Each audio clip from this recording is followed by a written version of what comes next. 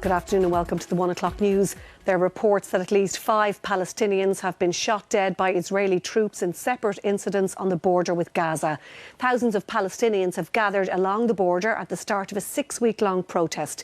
The Israeli military has said it is responding to rioting in 6 locations and is firing towards what it called the main instigators. Palestinian protesters are calling this the Great March of Return. They're demanding the right to return to what is now Israel. Yahya Sinwar, the leader of Hamas in Gaza, described today as a turning point for Palestinian people on their way to freedom and return. They've pitched 5 camps along the Gaza-Israeli border, from Bet Hanoun in the north to Rafah near the Egyptian border. They plan to stay here until mid-May.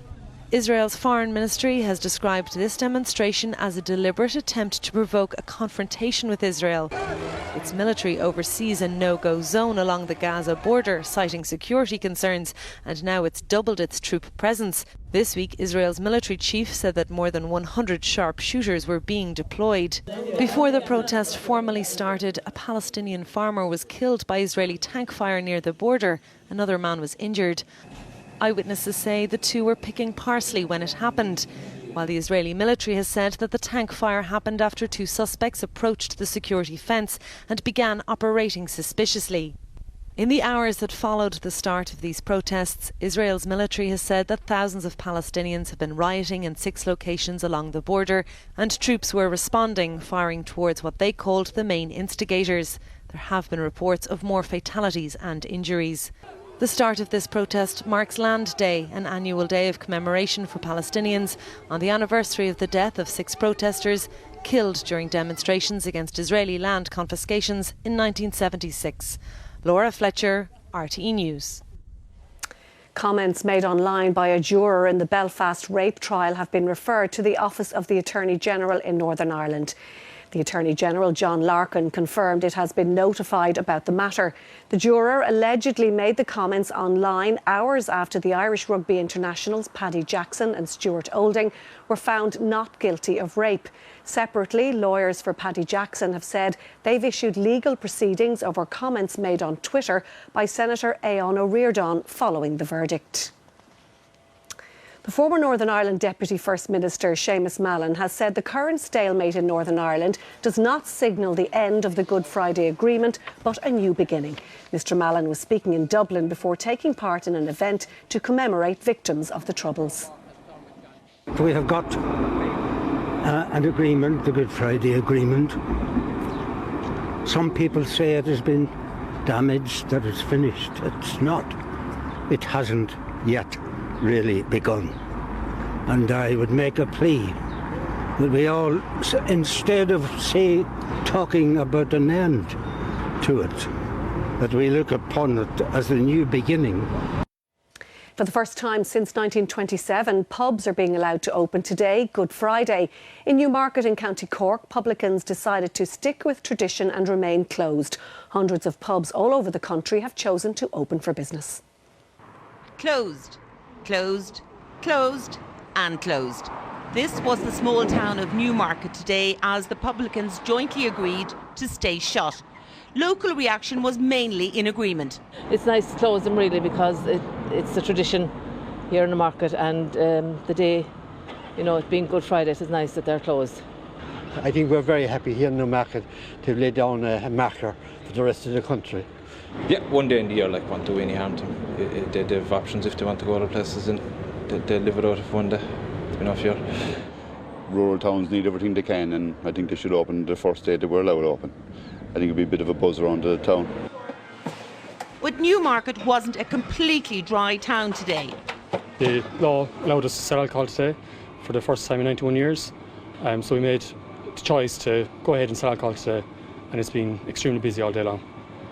So while Newmarket will be a quiet place tonight with the pubs closed, just a few miles from here, it is a different story. Republicans have taken the alternative decision and opened their doors. Here in Mallow, some people were enjoying their Good Friday pint. I came in for a drink, and I'm the first person in Mallow to have a pint of Murphy's or a pint of anything really here in the Highburn Hotel on Good Friday.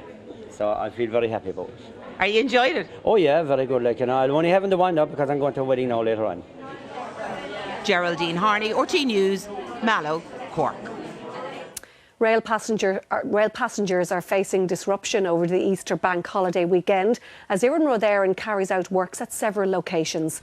Lines including Dublin, Houston to Kildare, Houston to Waterford and Connolly to Skerries will be affected, with bus services operating between affected areas. Some DART services will also not be operating.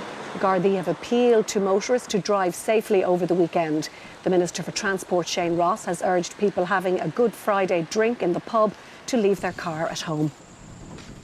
In Turkey, at least 17 people have been killed in a bus crash. A minibus packed with migrants from Afghanistan, Pakistan and Iran crashed and burst into flames after reportedly hitting a lamppost in the eastern province of Igdir.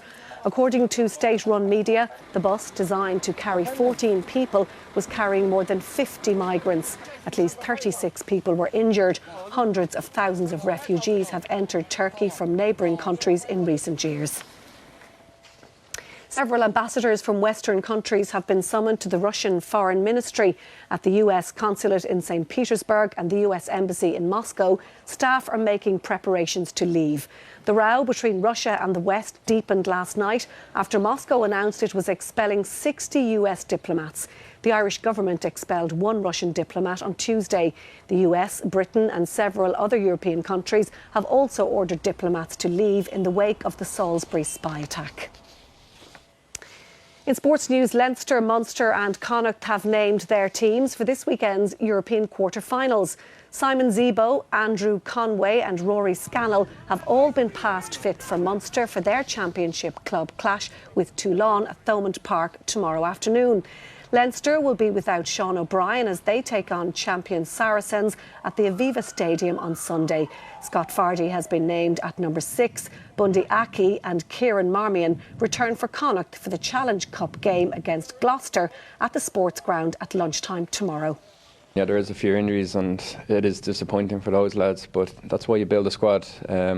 We have lads stepping up, and you just see Sammy Arnold at the moment, like he's playing fantastic, even though Yako and Chris Farrell have been injured, but he's just stepped in seamlessly, and it's a good opportunity for these lads. So that's why you build a squad, the strength and depth of the squad, and we're all feeling good and we're looking forward to it. And that's all from the newsroom for now. I'll be back at 6. Until then, good afternoon.